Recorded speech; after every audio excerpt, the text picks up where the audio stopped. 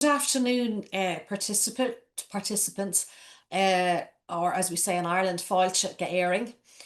Welcome to Ireland. This is the most recent in the series of climate litigation lessons from around the globe.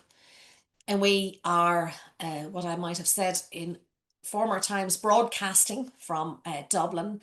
And we have three excellent speakers today, Emma Synnott, Mema, Byrne and Catherine Donnelly, all practicing barristers at the Bar of Ireland, who will each be addressing different aspects of climate litigation in Ireland. We will be going through individually the talks of the speakers, and then we will have an opportunity for questions and answers in the last 15 minutes at the end. So please write your questions into the chat section, and once all the speakers have finished, we will then have the question and answer section. Now, just really to orient ourselves, as you probably all know and don't need reminding, Ireland is a country of about 5 million people, situated on the fringes of Europe, and we will hear a little bit from Emma about the more detailed background. But for the present, I think all that you need to know is that we are a country which is quite temperate, is quite windy, and historically has not had a lot of development. So most of what you're going to be hearing about, and through Emma's excellent introduction, will take us through some of the economic and climate history of Ireland. You might also be aware that Ireland, the island of Ireland has two jurisdictions, in fact. In the south, we have the Republic of Ireland, and the north of Ireland is part of the Kingdom of Great Britain and Northern Ireland. Now, we are not going to be addressing cases in Northern Ireland today. It is part, as I say, of the United Kingdom, although there are some very interesting cases going on there at present. So we're dealing with the Republic of Ireland. So without further ado, I'm going to introduce Emma Synnott, who's the first speaker. Emma Synnott, excuse me, is a practicing barrister at the Bar of Ireland. She was called to the bar in 2012. She was an adjudicator and editor for the Private Tenancy Board from 2017 to 2021.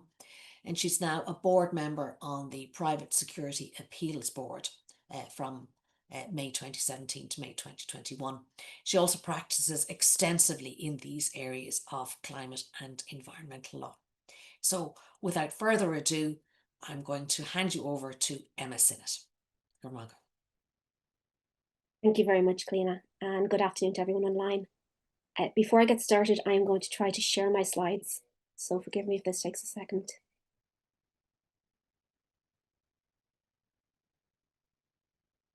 Okay, I think they should be sharing, and that was much easier than I anticipated. So thank you very much for that. So first of all, I just want to thank Cornerstone Chambers for asking me to take part in this seminar, and in particular Will for all of his work with the organisation of the event. In the next 10 or 15 minutes, I'm going to try to give you a short introduction to the legal framework that applies to climate action in this jurisdiction. And in particular, I'm going to focus on the amendments to the Climate Act that took place in 2021. I think there's no doubt but that those amendments fundamentally altered the legal requirements on the state and on state bodies in Ireland when it comes to climate action, in particular by introducing substantive obligations for the first time. What's not yet clear, and what we're going to be talking a bit about today, is the extent to which those changes will actually translate into the possibility of bringing successful legal challenges to state action, and in particular to the failure by the state to act. The first judgment on these issues and on the proper interpretation of the new provisions in the Act have just started to be delivered. And in particular, there are now two important first instance decisions of the Irish courts, both delivered by the same High Court judge and both currently under appeal. Catherine and Mema are going to address the detail of those decisions, and my aim is just to give you a bit of background to the adoption of the relevant legislation and also to the key changes made by that legislation, just to give some context to that discussion, because really those cases are quite focused and quite specific to the Irish legislative context. So First of all, just a very quick background as to how Ireland has approached climate change over the years. As Cliona's already mentioned, Ireland is a small country with a population of only around 5 million. We're also a country that was comparatively late in its economic development as compared to the rest of the EU. So up until the mid-1990s, we would have been pretty significantly behind other countries in the EU in terms of economic development, or at least behind many of them. That was reflected in Ireland's domestic target under the Kyoto Protocol, which actually allowed us an increase of emissions of 13% on 1990 levels as of 2012, which was one of the lowest targets in the EU. That can then be compared to our current EU target of a reduction of 42% in emissions on 2005, which is one of the higher targets in the EU. So there really has been quite a significant shift in quite a short period of time in Ireland's climate obligations. And I think it's fair to say that both our legislative framework and our climate mitigation efforts more broadly have taken some time to catch up. So by way of a short overview, in the Celtic Tiger period, as it's known here, which you may have heard of, between the mid-1990s and about 2007, there was a period of really significant and quite rapid economic development in Ireland. And that was mirrored by a very strong upward trend in emissions, peaking in 2001 at around 27% above 1990 levels, which was about twice our Kyoto target and very significantly in excess of that. So the focus during that period was in economic growth, with very little by way of climate mitigation policy, or certainly by way of effective climate mitigation policy. Emissions then started trending down again between 2007 and the early 2010s, and Ireland did meet its Kyoto Protocol target. However, that was really as a result of a significant economic crisis that commenced in and around that time. And meeting the target was largely by accident, and it reflected the downturn in the economy rather than any proactive climate mitigation policy in Ireland or any significant climate litigation.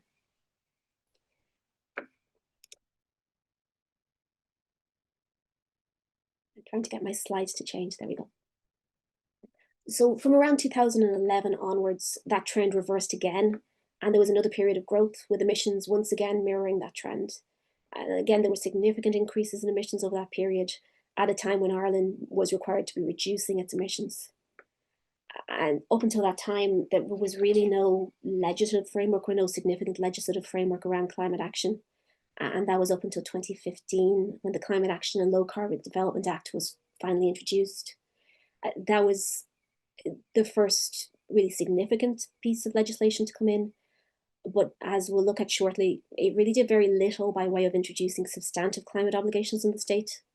And while there was one significant climate case under that act, and I think Mema is going to talk to you about that, the 2015 Act, as originally enacted, was very rarely relied on in the courts, and when it was generally unsuccessful.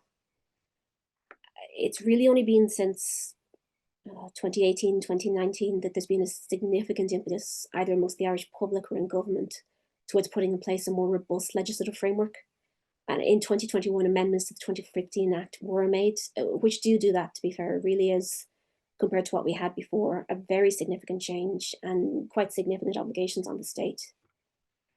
The difficulty in Ireland is therefore no longer the lack of a legislative framework, but rather its enforcement.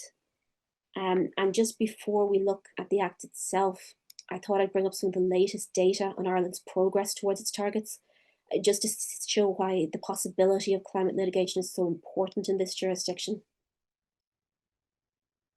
And just in terms of our domestic targets, so quite recently in May 2025, the Environmental Protection Agency, the EPA, which is the body tasked under the Act with the monitoring of emissions, published their most recent greenhouse gas emissions projections.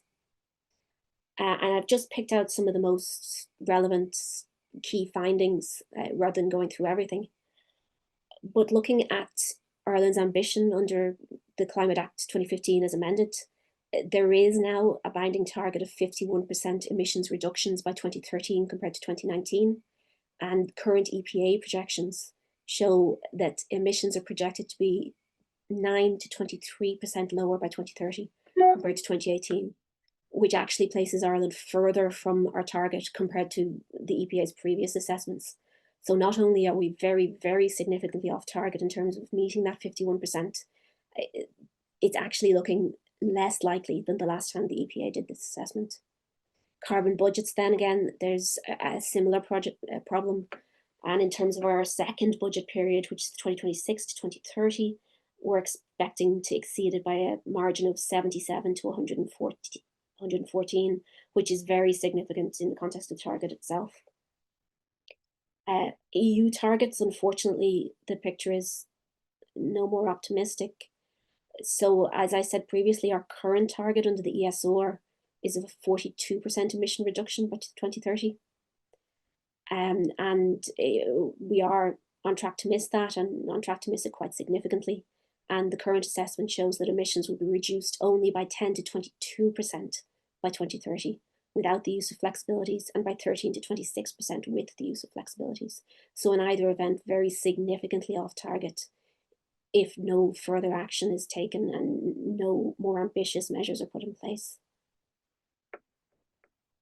So moving then on to the legislative framework itself. So just a very quick word about the original Act as enacted in 2015. So there were a few key effects of the 2015 Act. It did bring in certainly a more substantial framework than had previously been in place. So first of all, it introduced a non-binding national transition objective, which was to pursue and achieve the transition to a low carbon, climate resilient and environmentally sustainable economy by the end of 2050. That target, though, wasn't binding. There was no obligation in the Act for the state to actually meet that target. Second, then, it required that a series of plans, so first a national mitigation plan, second a national adaptation framework, and third a sectoral adaptation plan be made for the purpose of meeting the national transition objective, and those plans were to be reviewed every 5 years. And in terms of the national mitigation plan, there was one significant case on that, as I said, and Mema will speak to that. In addition, then, an obligation was put in place under Section 15, which required public bodies to have regard to those plans when carrying out their functions. Now, there have been some attempts to rely on that standard in the case law, but in Ireland, a have regard standard really is very low. And once a public body can show that they consider these issues at all, they meet that standard. So there was no way to turn a have regards standard into a substantive standard that would have allowed people to take litigation, alleging, for example, that we weren't on track to meet the national transition objective, or that we weren't complying with the national mitigation plan, or that the national mitigation plan was not sufficient to meet the national transition objective. And then finally, the 2015 Act introduced an independent climate change advisory council. In terms of difficulties with that Act, first of all, there were no binding short or long-term targets. And I think for an Act brought in 2015, that really did make us an outlier compared to the majority of other jurisdictions. In addition, then, no substantive obligations, as I've already said, were put in the minister in terms of either the adoption of the plan or public bodies in terms of compliance with the plan. All that was put in place was have regard obligations. So in 2021, then, there really was quite a fundamental change in the legal landscape. And what was introduced was a series of interlocking obligations, with each step required to be consistent with the higher level step. And it really does give at least the possibility of putting in place a framework that, if implemented and complied with, could really assist Ireland in meeting its targets. So first of all, the national transition objective went from being a non-binding target to being a binding target. So Ireland is now required to ensure that that is met. Second, then, Ireland is required to put in place carbon budgets, and those are binding carbon budgets, which must provide for a 51% reduction in emissions in 2013 as compared to 2018 levels. And that is the national target I was talking about recently that we really are quite off track in terms of meeting. Next, then, one level down, sectoral emission ceilings have to be put in. So for each sector of the economy, they each have to have their own ceilings, carbon budget ceilings, and those must be within the limits of the overall carbon budgets. Next, then, climate action plans must be put in place, which must set out essentially how Ireland's targets are going to be met, and those plans must be consistent with the carbon budgets. and they must set out sector-specific actions required to comply with those carbon budgets and the sectoral emission ceiling. So that really is very prescriptive as compared to the requirements for plans under the previous Act. I'll talk about it a bit more in a minute, and I think both Catherine and Mema will probably touch on it, but consistency is a much higher standard in the Irish legal system as compared to have regard. It's a substantive obligation as opposed to simply a procedural or process obligation. Next then, there has to be a national long-term climate action strategy that must be consistent with the carbon budgets and must specify how it's proposed to meet the national climate objective. There are then a series of obligations placed on the minister, the government, the state and public bodies in terms of how they carry out their actions both under the Act and quite significantly beyond the Act. So first of all, the minister and the government, when they're making and approving the various plans I've just spoken about, have to carry out their functions in a manner that's consistent with the objectives of the Paris Agreement, the mitigation or adaptation commitments entered into the EU, again in relation to Paris, and the steps specified in Article 2 and 4 of the Paris Agreement. They also have to take into account the most recent EPA projections, and those are the projections I was just speaking about, which currently say we're very significantly off target in terms of meeting our obligations. So the idea is that as these plans are put in place and amended and updated, they will take account of the most recent data coming out of the EPA, and ambition will be increased accordingly, or at least that's the aim. In addition then, ministers, insofar as practical, must perform their functions in a manner consistent with the most recently approved Climate Action Plan. That's not limited to the minister's obligations under the Act. That's a general obligation in carrying out any of their functions. And I think that of itself is really quite significant in terms of the various powers that ministers have in Ireland in various different regions. I do a lot in the planning and environmental field, and the minister certainly has very significant powers under the Planning Acts in terms of dictating what must be in development plans, in terms of putting in place binding guidelines the planning authorities have to comply with. So there really is scope there to see what consistent means in that context, and if or how that obligation on ministers is going to be deployed in litigation. And that to date, that hasn't happened in that particular context. Also, then ministers are required to comply insofar as practicable in the carrying out of their functions with the sectoral emissions ceiling that applies to their department. So, for example, the minister in charge of transport must ensure that all of his functions in running the Department of Transport comply with the sectoral emissions ceiling for the transport industry. And again, there's really been no testing of that in the courts as yet. And then I've just brought this one up just in a little bit of detail because this is quite significant to one of the cases that Catherine is going to talk about. And also it's quite significant more broadly. So under Section 15 in the original Act, relevant bodies, which is very broadly defined, it includes a whole range of bodies, any entity set up by legislation, so a whole range of semi-state bodies and so on, shall in the performance of its functions have regard to the various plans. The new Act says the relevant body shall, insofar as practicable, perform its functions in a manner consistent with the most recently approved plans, the Climate Action Strategy, the Adaptation Framework, the National Climate Objective, and the overall objective of mitigating greenhouse gas emissions and adapting to the effects of climate change in the state. Now that really is a very, very broad obligation that applies to a very broad range of bodies, not just with respect to functions under their Act, but again with respect to all of their functions. And there really is significant scope that hasn't yet been explored, I think, in terms of how that might be actioned in litigation. And again, Catherine's going to speak about the first case in which that attempt was made. But I do think that depending on the outcome of that case, there really is scope for very significant additional litigation in that space. And then I just finally I suppose, I think I've really already spoken about this, but what's going to be really significant here is how the courts interpret consistent with, and then also the qualifying phrase insofar as practicable. There are some judgments interpreting those phrases outside of the context of this Act, but so far there's only one judgment interpreting it in the context of this Act, the one Catherine's going to talk about, and that's currently on appeal to the Supreme Court. But the outcome of that case, I think, will be very, very significant in terms of determining whether the new amendments actually have real effect in terms of permitting litigation to try to force change, or whether ultimately the new amendments in the 2021 Act, like the 2015 Act, do little more than allow people to, in effect, have no real impact on litigation. So it really is a very interesting space. It's a space that there's going to be a lot of change in, I think, very quickly. And I think I am at my 15 minutes. So on that note, I'm going to hand back to Cliona. Thank you very much, everybody. Mahagut, Emma, thank you so much. That was excellent.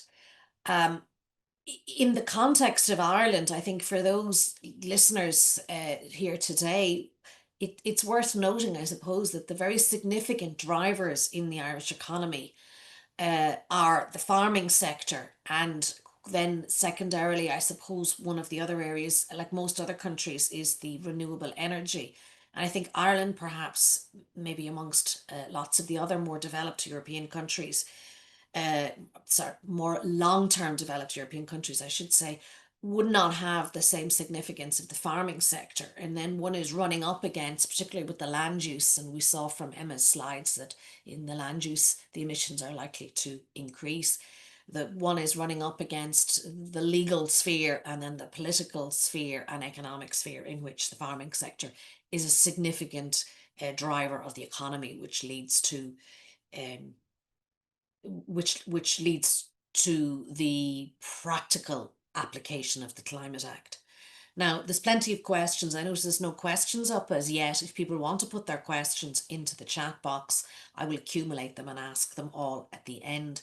But I think one of the things that strikes us immediately is the relative role of the courts and the separation of powers as against the actions of the legislature and how the two are going to interact. I will now move on then to Mema Byrne. So Mema Byrne is a practicing barrister also at the Bar of Ireland, and she's also a mediator. And she has a wide civil practice encompassing property and environmental law, probate law, commercial disputes, and local government. She has been chair of numerous committees in the Bar Council, and most significantly, she's the author of Landlord and Tenant, the Commercial Sector, and is working on editions of that on an ongoing basis.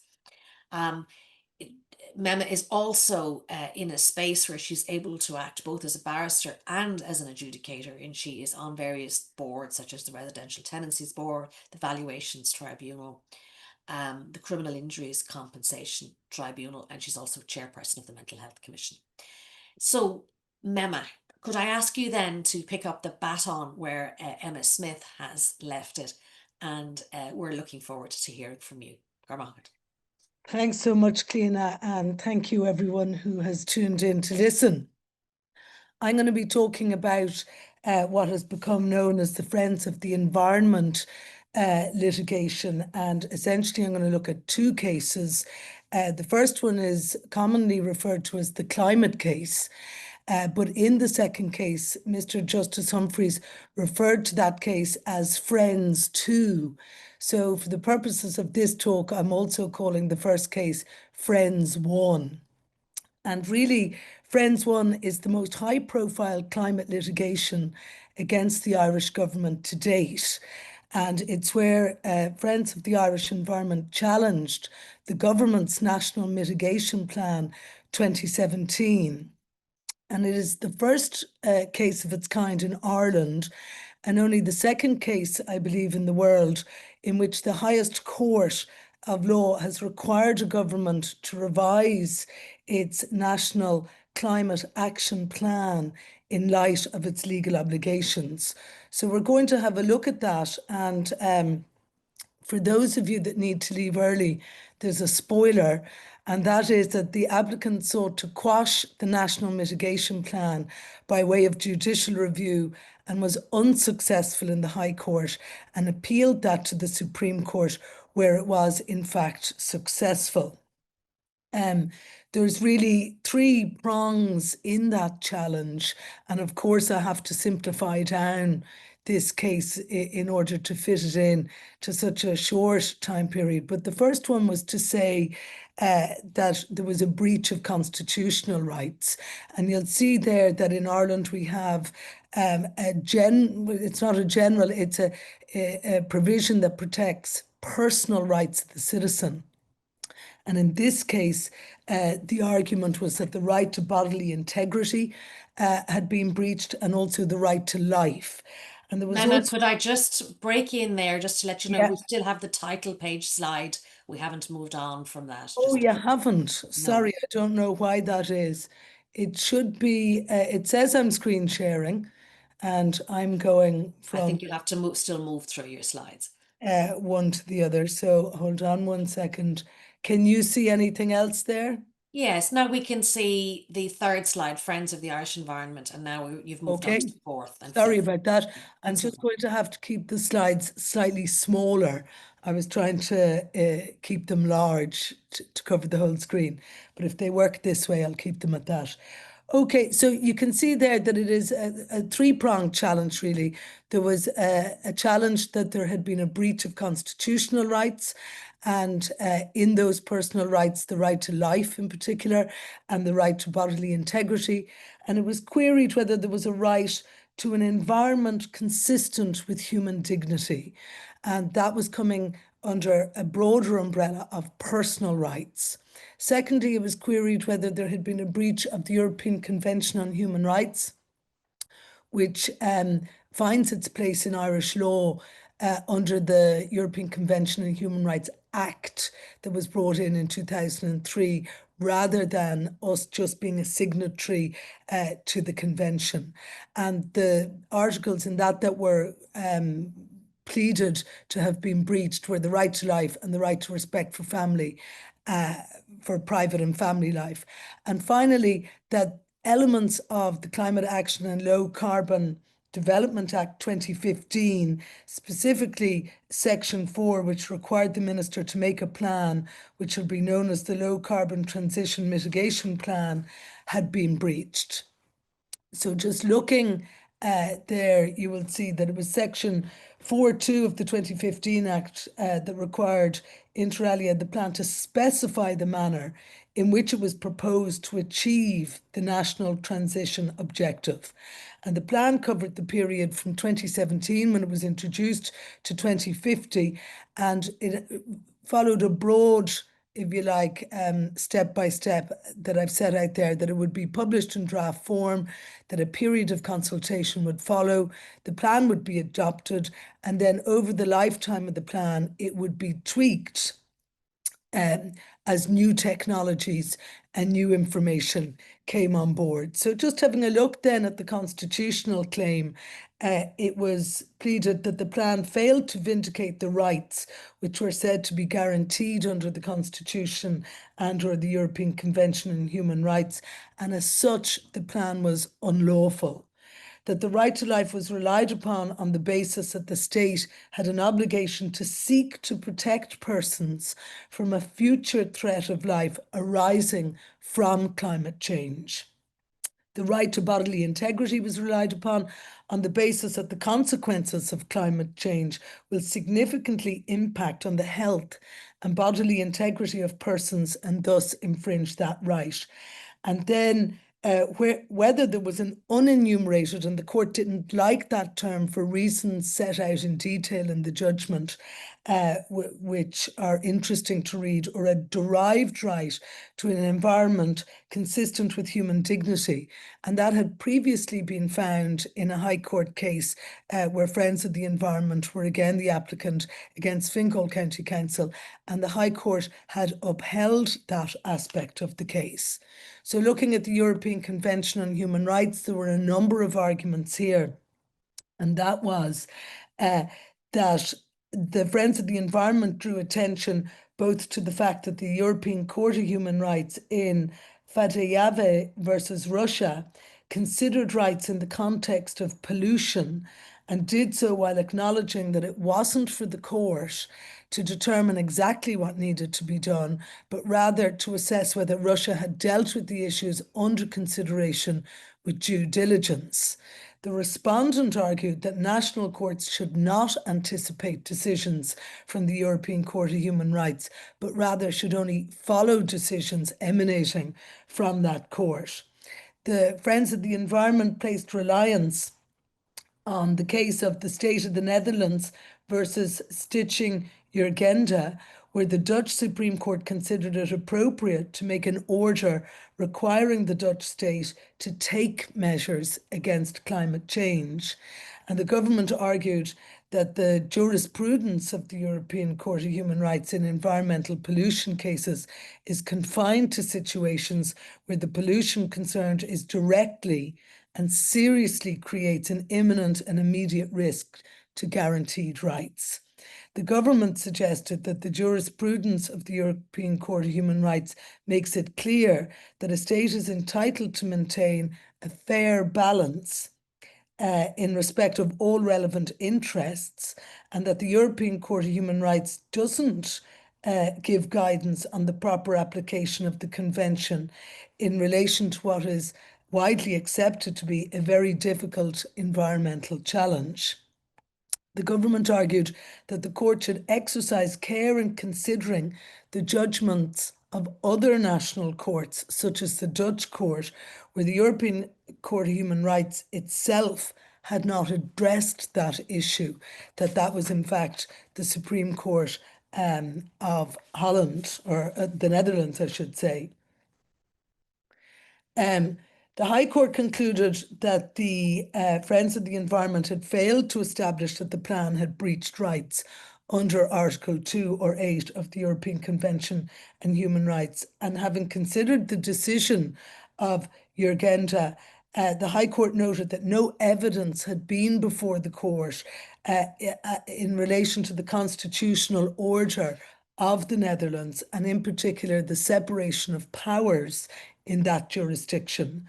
The High Court considered the case that I've set out for you there, MD J versus LP and MB, in which it was held that it wasn't the role of domestic courts to declare rights under the Convention, and that was a matter for the European Court of Human Rights. So moving on then to the 2015 Act, the applicant's position was that the plan was ultra vires the legislation, and that the plan envisaged an increase rather than a decrease in emissions over the initial period of the plan, while simultaneously committing to achieving the objective of zero net carbon emissions by 2050. So they said that didn't quite add up or make sense. The government's position was that the Friends of the Environment had mischaracterized the plan as representing a standalone measure. And it was suggested that the plan should be viewed as a living document whose measures are not set in stone and do not represent a once and for all response to the need for urgent action to tackle climate change. So a number of issues arose then, in addition to the type of claim that was being made and the standing of the applicant to make that claim. So just in relation to maintaining the claim, the government argued that due to the separation of powers, the issues raised were a matter of policy and therefore not within the scope of litigation. And many of the listeners will be very familiar with the idea of the separation of powers, which is that the government is entitled to make decisions in relation to policy, whereas the courts are entitled to strike down issues that are unlawful, not policies that they are in disagreement with or don't like, and that distinction must be made. The High Court held that both the 2015 Act and the plan were heavily orientated towards policy, and so a large margin of appreciation must be afforded to the government.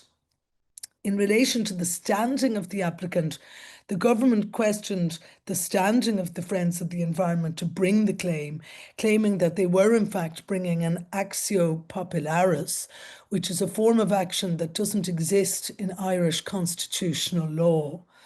Relying on Mohan versus Ireland and the Attorney General, the government submitted that the only person who may bring a challenge is a person who is affected in reality as a matter of fact, particularly when you look at issues or constitutional rights such as the right to life and the right to bodily integrity.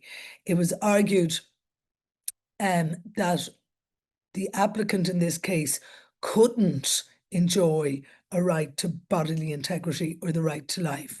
And the government submitted that to allow the applicant to maintain the proceedings would be to recognise a jus tertiary contrary to the decision in Cahill versus Sutton in this jurisdiction.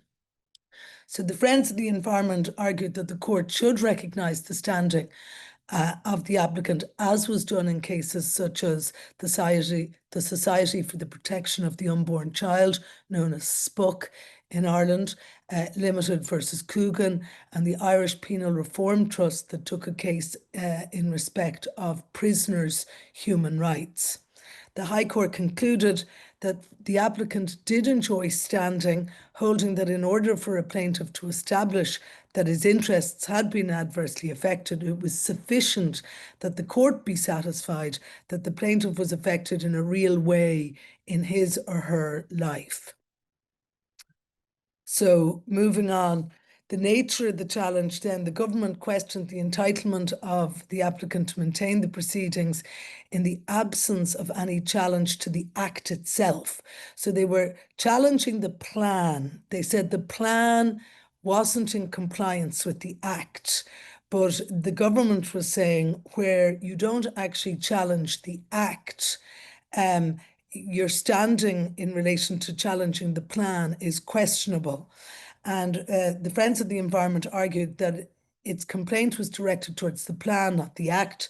And they had challenged the legality of the plan, saying that it was ultra vires, the act, or not within the confines of the provisions of the act. The government argued that it was a challenge to the plan without challenging the constitutionality amounts to a collateral challenge. And the High Court held that if the plan is an adequate response to the effects of climate change, then it is not a legal deficiency or an inadequacy of the plan, but the provisions and objectives in the Act, and also of national policy. So in relation to the ultra vires, the applicant contended that the plan was ultra vires.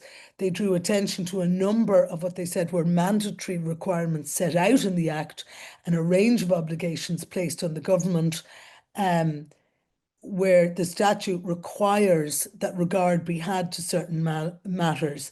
And the government argued that each of the mandatory requirements within the Act had actually been met, and that there was no basis for suggesting that the government did not have regard to certain matters set out in the Act. So in the High Court, the court found the plan did not breach any relevant sections of the Act and therefore was intra vires. The plan was consistent with the statutory aim to transition to a low carbon, climate resilient and environmentally sustainable economy. The plan represented an initial step along a long and challenging journey towards reaching the national transition objectives, and the standard of review that is required in a case like this is that of irrationality viewed through the prism of a Meadows type proportionality test. So then moving on to the Supreme Court, we'll have a look at some of the decisions were upheld and some of them were not upheld. But you'll see overall that Friends of the Environment succeeded in quashing the National Mitigation Plan in the Supreme Court. And in order to determine whether the plan was intra vires, the court needed to determine the scope of the appeal. There were some arguments about what the appeal had included and not included. The issues concerning the proper interpretation of the Act, which relate to the question of what the Act actually requires of a compliant plan. The question of justicability, whether the plan simply represented policy and wasn't amenable to judicial review, whether the proceedings amounted to an impermissible collateral attack on the 2015 Act, and whether the plan actually complies with the statute when it's properly interpreted. So a proper interpretation of the 2015 Act, the court set out that in accordance with section 4.2a of the Act, the plan must specify the manner in which it is proposed to achieve the national transition objective, which is a transition by 2050 to a low carbon, climate resilient and environmentally sustainable economy. The overriding requirement of a compliant plan is that it specifies how that objective is to be achieved by 2050.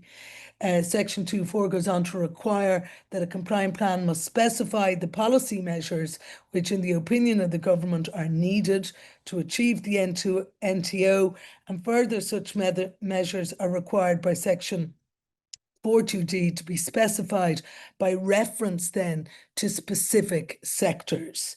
The court found it would be wrong to suggest that the legislation envisages that details be provided only for the first 5 years. While less detail may be available for the other years, the plan was still required to specify how those objectives were to be achieved over the years.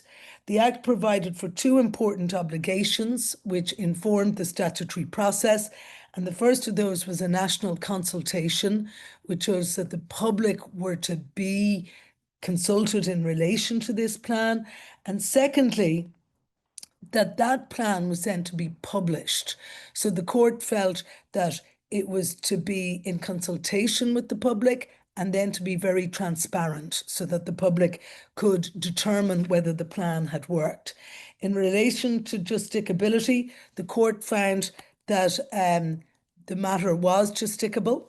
And I'm speeding up a little bit here because I can see maybe Cliona give me 1 minute out when I'm 1 minute out, but I can see I'm behind time. In relation to a collateral attack, the court found that whether the plan is sufficiently specific does not amount to a collateral attack on the entire Act. So in relation to a test as to whether something was a collateral attack, the court said that if it was possible to have a lawful plan or one that was technically compliant but breaches somebody's rights in some way so that it was invalid, then it wouldn't be a collateral attack. If the argument was that this Act could never produce a lawful plan, well, that in fact would be some type of collateral attack on the Act. In relation to specificity, the court held that the plan did not comply with the requirements of the 2015 Act, and in particular Section 4. The court found that the plan fell, and I'm quoting now, the plan falls a long way short of the sort of specificity which a statute requires.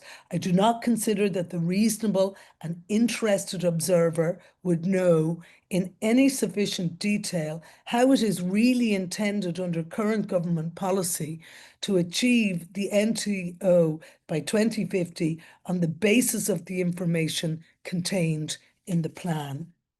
The court said it didn't really have to go on and consider other issues such as breach of constitutional rights or breach of rights under the European Convention on Human Rights, but it did so because it said that these are issues that may come up again, and they're very instructive for people in this area of the law, particularly in relation to standing.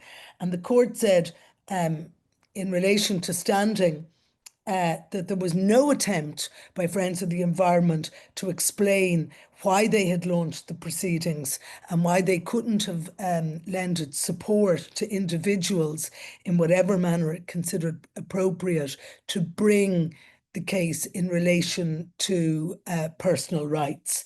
And the court said, it does not seem to me that a cogent case has been made out for the identification of a derived right to a healthy environment.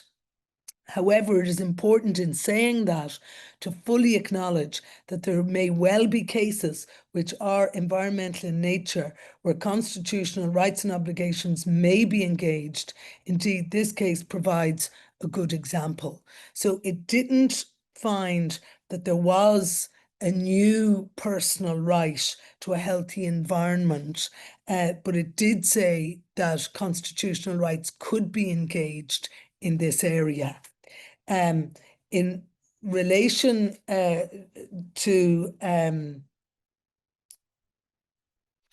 well, that's in relation to the standing. So it didn't find that there was any breach of constitutional or European Convention on Human Rights, and it didn't find in relation to the standing of Friends of the Environment to mount that type of case. So I'm just going to look very, very briefly at the next case. And the only reason I'm looking at this case, it came out in February, is because, as set out by Mema, the Act was heavily amended by a 2021 Act, the 2015 Act was, and it required a carbon budget within it in relation to various sectors.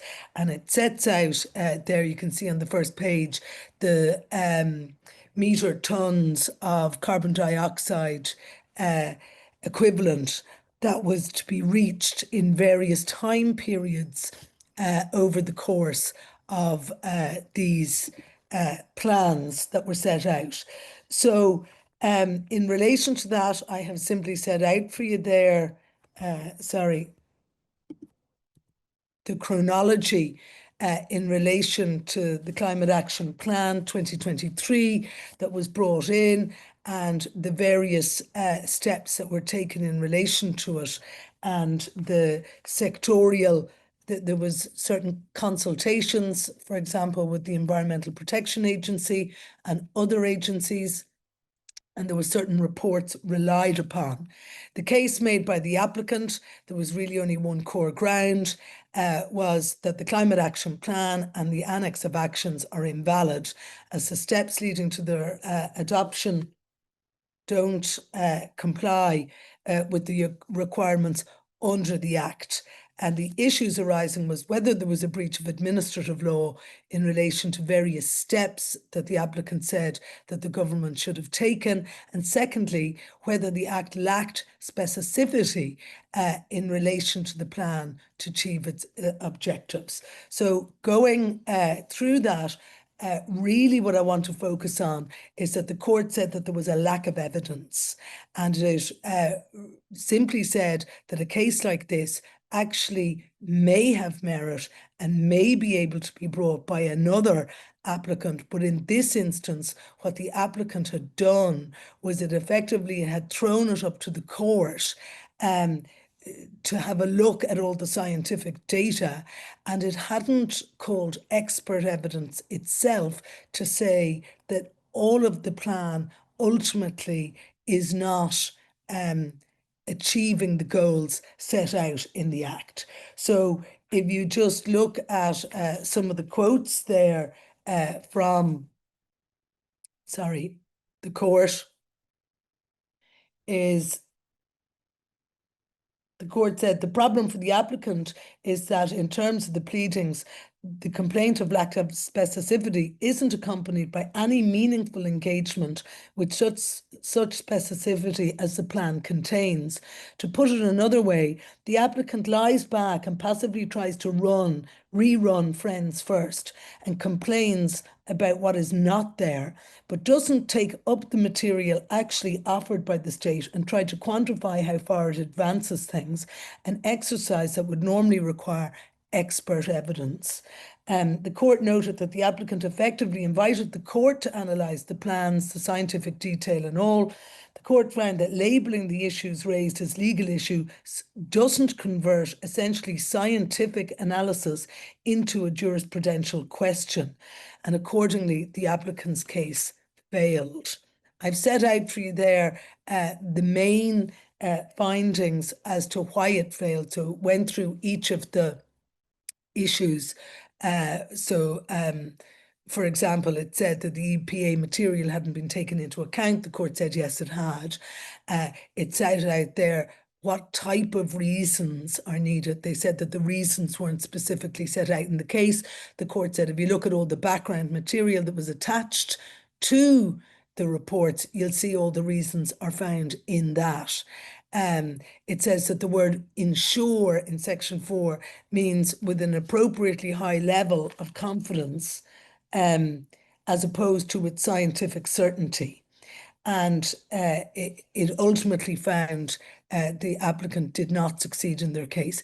That case is on appeal to the Supreme Court, and unfortunately, I think I've gone well over time, but thank you very much for listening.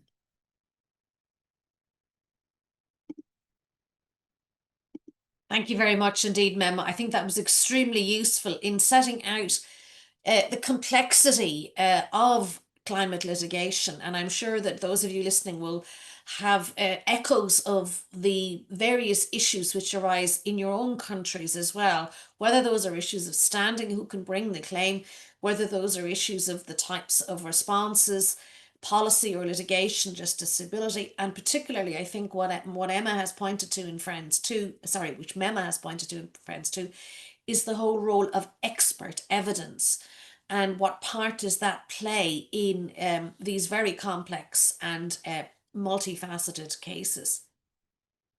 And again, the role of expert evidence is something which we might discuss in the questions and answers. I'm going to move on now to our third speaker, who's Catherine Donnelly. Catherine Donnelly is a senior counsel. She's also a practicing barrister in Ireland, at the Bar of Ireland, and also is a member of Blackstone Chambers in London. Catherine is also a fellow and associate professor of Trinity College Dublin. She publishes and practices in the area of EU law, constitutional law, public and commercial law, and is an editor of De Smith's Judicial Review. Now, Catherine has appeared before the European Court of Human Rights in the Verein Klimasenioren Schweiz and in the Augustino case, and she has also appeared in Friends of the Irish Environment cases. So, Catherine, if you could take us forward to the next stage. Thank you very much. Very happy to try that and to do that. And I wonder if Mema could just please stop sharing her screen so that I could start my slides, please. Did that stop sharing? Not yet.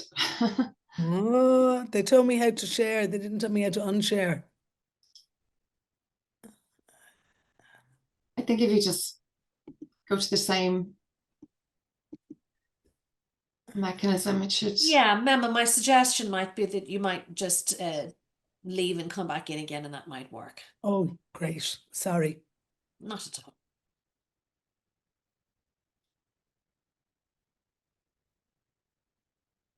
Ah.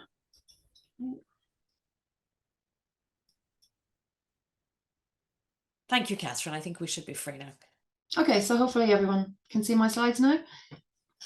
Well, thank you very much to Cornerstone Chambers for the invitation to participate in this very interesting and timely webinar series, and thanks to everyone for listening in.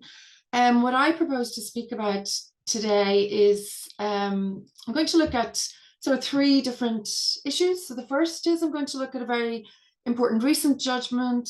Emma has already alluded to it. It's the Coolglass judgment. I'm then going to look at, very briefly, at a series of cases taken by one of our oldest, maybe the oldest environmental charity in the state, An Taisce. And then thirdly, I just want to say a little bit about ongoing developments and potential future judgments that might arise in this context of which I am aware. So just starting with the Coolglass case and maybe just looking at the facts of this case. What happened here was that Coolglass applied for planning permission to construct a 13 turbine wind farm in County Laois.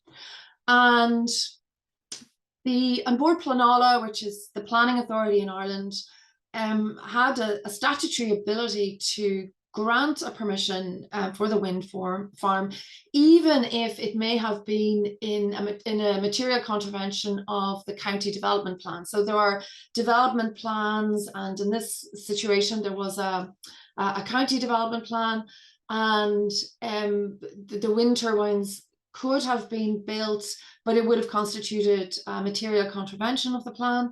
But notwithstanding that material contravention, there was a residual discretion on the part of the planning authority, on the part of An Board, to nonetheless grant the planning permission for these wind turbines. Notwithstanding that discretion that it had, the board decided to refuse planning permission due to visual concerns, and in particular, in 12 of the 13 locations for the wind turbines, these were areas that were designated as not open for consideration. So that was the issue. There was the refusal of the permission. So Coolglass took a challenge to this refusal, wanted to obviously build a wind farm, and in particular made a range of different arguments. But I think the most important argument, and it goes back to the framework that Emma set out there at the beginning, the argument was made that there had been a failure on the part of An Board to comply with the obligations under Section 15 of the Climate Act of the 2015 Act. There were also arguments about the failure to exercise the statutory discretion that had been available to it. There were also arguments that the wrong, and in particular, there was a discretion under two provisions, and we don't really need to get into that. It's more getting into the national law aspects of it, and more the specific statutory duties. But under Section 37, there was a capacity to depart from the development plan, but only subject to certain conditions. And then under Section 37G, which referred to applied in the context of a strategic infrastructure plan or develop project, there was a greater discretion to depart from the plan. It wasn't subject to the same number of conditions. But just suffice to say that one of the, the biggest point in the case really was about this alleged non-compliance with Section 15 of the 2015 Act.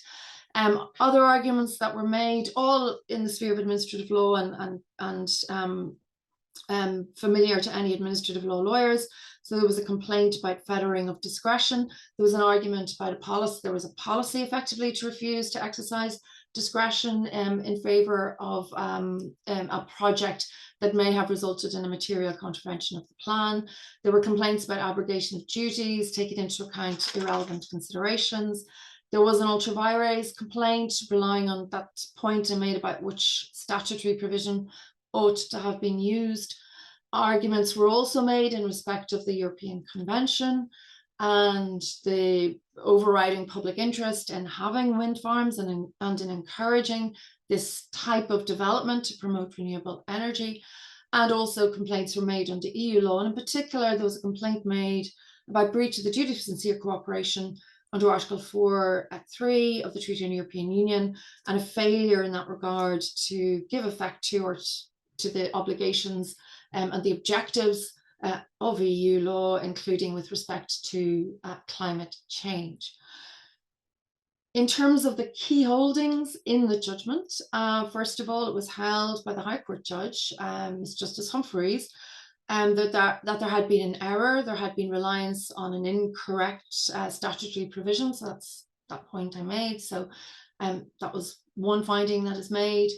A further finding was made that the board had regard to an irrelevant consideration, and in particular that the board had regard to the fact that no amendment had been sought to the development plan, which the court regarded to be an irrelevant consideration. But as I've mentioned, the most important aspect of this judgment relates to the interpretation of Section 15. And you've all already seen Section 15. It's already been considered in Emma's presentation.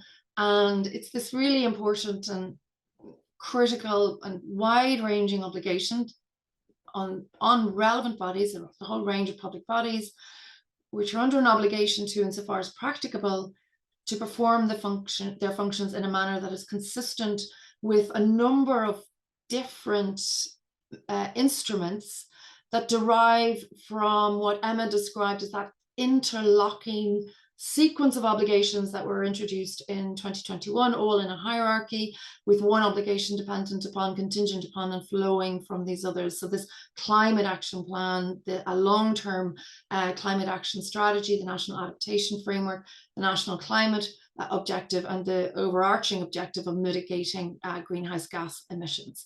So that's that core obligation that was introduced in the 2021 amendments, which is being considered and given an interpretation really for the first time in this High Court judgment.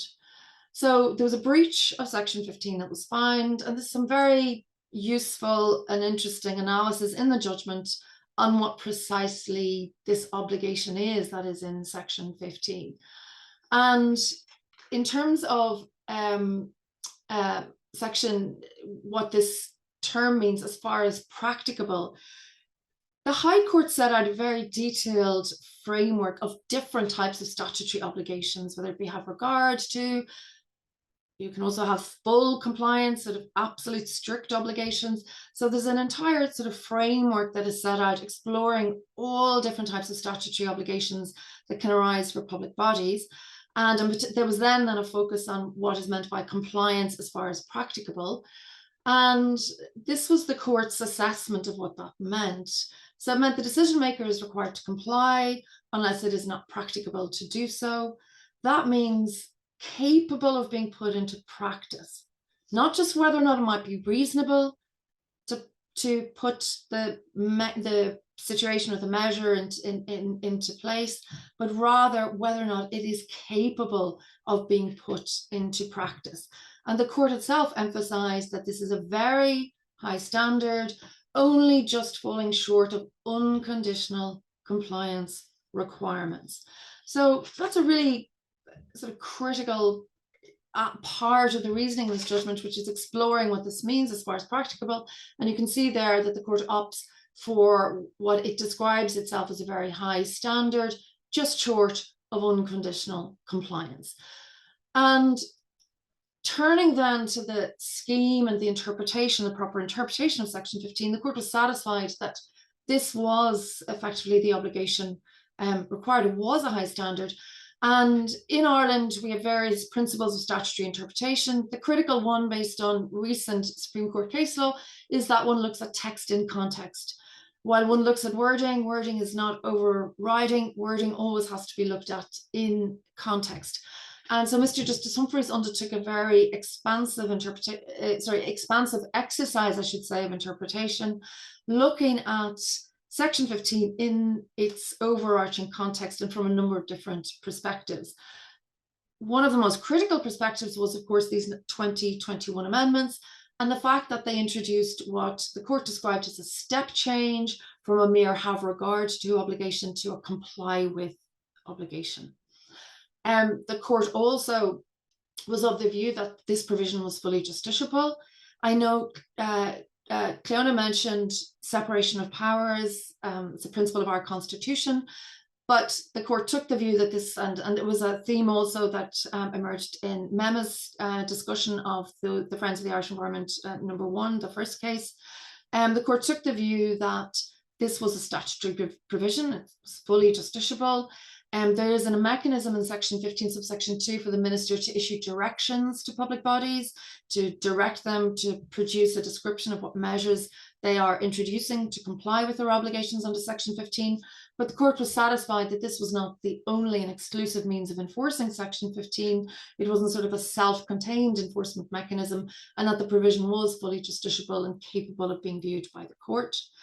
The court also took the view that it would be a pinched and narrow reading if one were to sort of read down Section 15, notwithstanding that one has here an obligation that imposes what the court described as sweeping obligations across the public sector from the government downwards.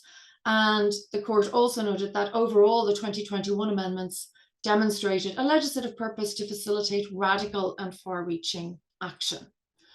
The court also had regard to the impact of EU law and the fact that one must apply a conforming interpretation. And of course, there's a whole host of obligations under EU law in relation to climate. And the court also had regard to the recent case law from the European Court of Human Rights and the impact of the European Convention on Human Rights, and also took that into account, and concluded ultimately that all vectors of interpretation, as the court put it, strongly pointed in favor of an imperative reading as it was described. This means that there's an obligation to act in conformity with the climate plans and objectives that are set out. So those are the key holdings in the case. And maybe I'll just say a little bit about its significance. The court set out, in terms of significance, a very elaborate and careful decision-making framework for public bodies, and in particular the board in this instance. And so the starting point has to be whether or not the disposition of the particular matter that is practically available would contribute to achieving the Section 15 goals.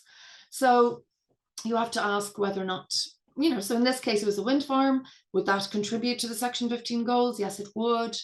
Interestingly, the court emphasised just because it may only make a small contribution is not actually a factor that operates against the first part of the analysis. What the court is saying is that, of course, every measure might only be a drop in the ocean overall, but actually if everyone were to take that approach, one might never move forward with addressing the climate crisis. And so one has to just proceed on the basis that if it's a positive impact on the climate objectives of Section 15, that has to be a positive factor in favour of the development. Then the next stage is to ask whether or not that would be precluded by a mandatory requirement, or if there's a mandatory obligation on a public body that would preclude it from allowing the particular development. And if that is so, that would be determinative, that would override Section 15 if there was a competing mandatory obligation. But if there is no competing mandatory obligation and there's a discretion or an evaluation that is left over, then that means that one should move forward in terms of weighing in favour of allowing whatever the development might be that allows for the conformity and the consistency with Section 15. Now, I won't read all of this framework out, just given constraints of time, but effectively, I think the way I would summarise this is that it creates a presumption in favour of developments such as renewable energy developments that will allow for the achievement of the climate goals unless there is a clear competing mandatory obligation which would not facilitate moving forward. One interesting, I think, in terms of significance aspect of this judgment is that for those who wish to bring climate litigation, those who wish to bring challenges, there's lots of really great language in it, lots of wonderful statements in terms of the importance and the critical need to move forward with addressing the climate crisis. So the court is very critical of one of the arguments that was made by the respondents in the case, which was they argued that if this approach were to be taken, everything would then, in terms of planning, almost be reduced down to a question of its impact on emissions, so that there was an attempt to argue that this was a very reductionist approach. It would turn the entire exercise into sort of a mechanistic exercise where one just, the only question is the impact on climate change. And the court described that as opposing parties loving nightmare scenarios and floodgate arguments, which said that would win a campaign medal, that particular argument, and rejected the argument because the court said, because of its framework, there was still that scope there for the evaluative or discretionary assessment. So that, there was a recognition of that, albeit that there was a weighting in favour of doing what was good to achieve the climate objectives. And then just a few other interesting, useful comments for those who wish to challenge what governments are doing and argue that they're not doing enough. So there's comments there about climate emergency representing a critical risk to human and other natural life on Earth, that one cannot proceed, as the court held it, with business as usual, that public bodies cannot do that. There has to be an immediate end to business as usual, and that's a precondition for planetary survival. Noted that sometimes even describing the problem almost sounds like scaremongering, and then noted was very critical of attempts to read down or narrow Section 15 as Nero fiddling while Rome burned. So very important judgment. It's Emma mentioned it's gone to the Supreme Court, it's listed for hearing in July.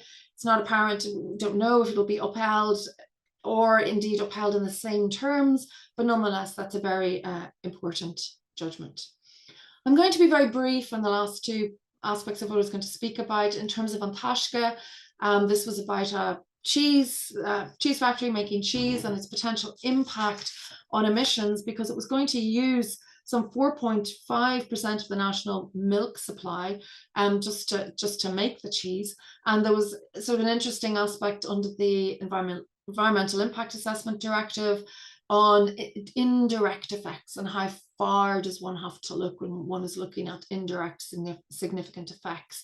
And the question here was about looking at the effects, because there might be indirect effects in terms of increase in the herd. It was found that the milk was going to come from the current supply, but the applicants argued there that there could be an increase down the line in the size of the herd and increase in emissions as a result. And I know Cliona mentioned earlier the farming and the impact of farming as well as an important factor here when trying to deal with climate related issues.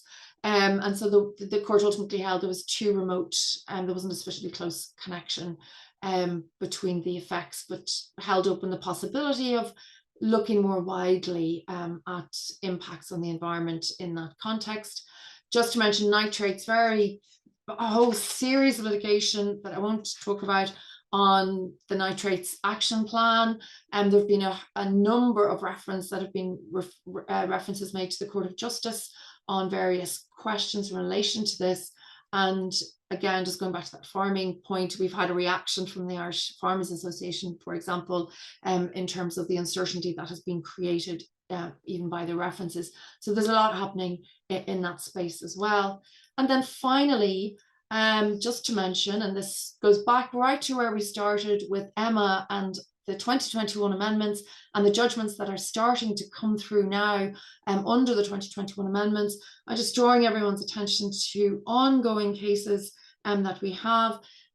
So to go back to that interlocking framework, all of these measures that have to be adopted, sectoral emissions ceilings, climate action plans, and so on. So we have challenges to the sectoral emissions ceilings that were adopted, various complaints made about deferral of setting of some emissions ceilings and what are described as unallocated savings, where it's assumed that savings will be capable of arising in further down the line due to new technologies, for example. There's also been a challenge to, I mentioned there, the long-term strategy in section 15, and so there's been a challenge to that. That's ongoing, no judgment as yet. There's also an ongoing challenge to our Climate Action Plan 2024. So Mema spoke about the challenge to the CAP 23 in Friends of the Environment 2, and there's another ongoing challenge. And this is a very wide-ranging challenge, which brings a range of domestic law grounds on non-compliance with the 2015 Act, various breaches of fundamental rights under the Constitution, the Convention and the Charter, and then even a challenge to the validity of the legislation insofar as sort of as a fallback if none of the other challenges are successful. So I do think these 2021 amendments are very interesting. They are generating quite a lot of case law. And I think, as Emma mentioned at the start, we need to sort of watch this space, because it seems that there will be more to come down the line. So that's all I want to say. Thank you very much. Thank you very much indeed, Catherine. That was absolutely excellent. And I might ask you, I'm going to stop sharing now. Yeah. Yeah, that's just absolutely wonderful. So for all of those participants, you can see the kind of broad themes that we have here. We've got a lot of litigation, particularly in Ireland, very fertile, and some very, very strong statements from the courts. And I suppose just to give a bit of context for the Coolglass case, there is a specialised environment and planning court, and the judgment of Mr. Justice Humphreys, who is, not sure if he's entitled president of that court, but he's in charge of that specialist environmental court. So the Coolglass case has that additional significance that it is coming from apologies, my video went down. The Coolglass case is coming from that specialist environmental court. And I think what we have seen now as a trajectory is, because Emma has described at the outset that Ireland, in a matter of practical effect, is to fall considerably short of the climate and carbon emissions targets. Yeah, but at the same time, we've got a lot of litigation, a lot of fairly strong laws, and perhaps at present, fairly strong supportive words from the courts. And I think that just lead us into some of the questions. We have some questions come in on the chat. But I think I might start, and if I can ask everybody, all the panelists, to put their videos on, and we can all be there for the question and answer. Catherine, Emma, and Mema. Catherine, the context, I suppose, you mentioned just in passing kind of the nitrates cases and the fact that there's a whole slew of them. Would you just give a little bit of context, what that nitrates is all about, and what breaches are being alleged, and just to give a little bit more context about that, because I think they're very interesting. You didn't get a lot of opportunity to say much about them. Yeah, I mean, they are really complex cases. So they are under the Nitrates Directive. And under that, there's an obligation that Ireland has to establish a nitrates action programme. And that's as a means of complying with its responsibilities under the directive. And obviously, the objective of the Nitrates Directive is to reduce water pollution as a result of nitrates from agricultural sources and to prevent further pollution. Ireland actually has secured a 4-year derogation from 2020, as secured in 2022, from that from the directive. But there has also been the action plan that was published. Now, just in terms of, I mean, it really is all of the questions. They are very subtle and complex in terms of the questions that have been referred. There are issues in relation to example for the appropriate assessment, what's required by an appropriate assessment, interaction between different assessments, including, for example, under the Water Framework Directive. That's some of the issues. What are the requirements of the Water Framework Directive? There's also, you know, what interrelation of conditions around water bodies, absence of farmland, and the details of the monitoring that are undertaken. That's just in one of them. There's a question about Commission implementing decisions, for example, as well, the validity of those. And then, so actually there's a whole host of different questions on the interaction between, I suppose, very complex EU legislation in this area. So I think they are very interesting cases, but ultimately the decisions on those will reside with the Court of Justice. And yes, that's where we'll have that outcome rather than with the national court. So in a way, those cases are not demonstrating anything particular to Ireland. They're demonstrating, you know, it's safe to note that there's a lot of activity more generally here. And also maybe just interesting to mention in terms of, you know, there has been, they're not welcomed, shall we say, by the farming community, and they are regarded as being problematic. And as I mentioned earlier, the references are regarded as being very unwelcome in terms of the uncertainty generated. Yes, yes, and the farming lobby, as we say, is quite strong, and it has got an impact also in those of you familiar with European law more generally, and the nature restoration law is currently being implemented and is out to consultation at present.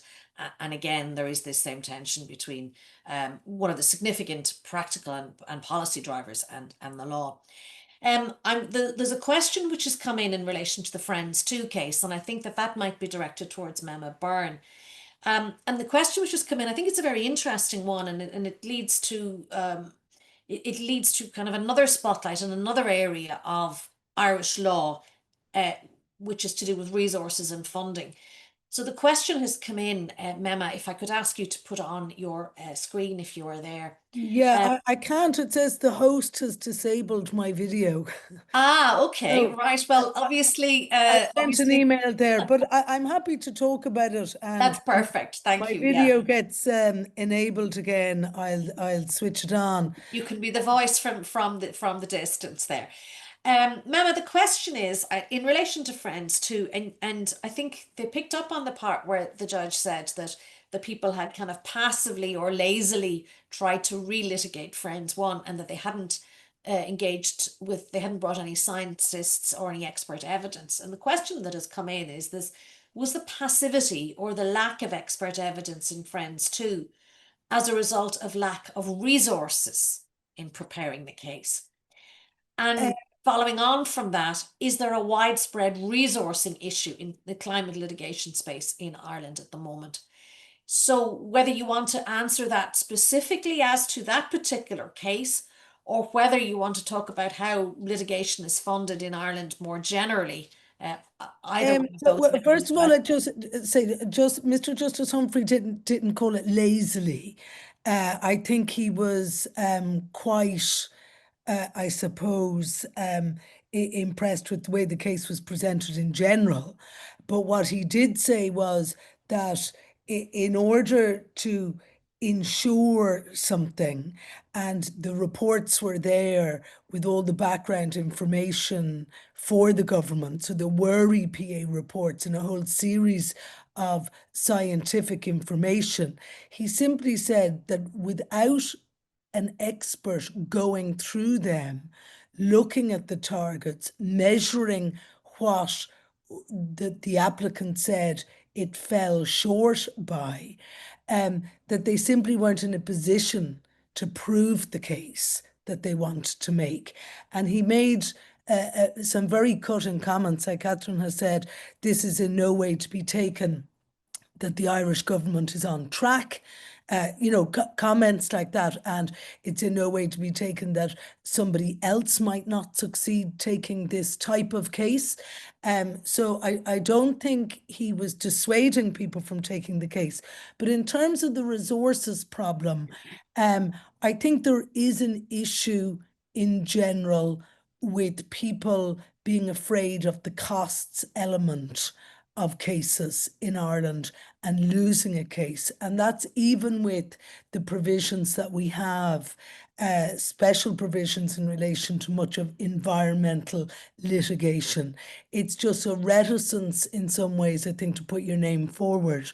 But in saying that, Friends of the Environment and An Taisce, which is Ireland's largest environmental and I suppose cultural charity, if you like, because they protect structures and the like, are very active in this field.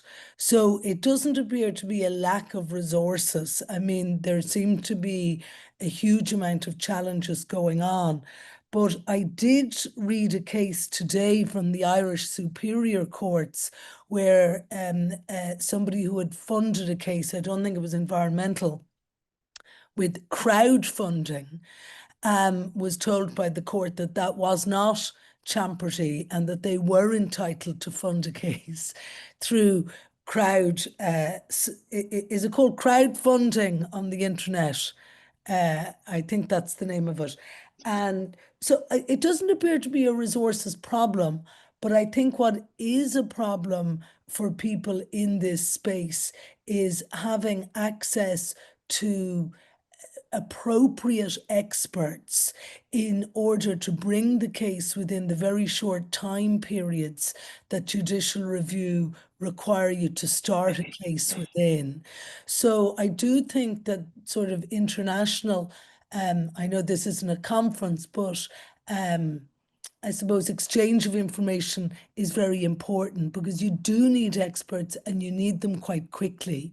And it is important for lawyers to be speaking about the type of people they are using, the people who are able to devote their practices towards getting the information prepared in the very tight timelines.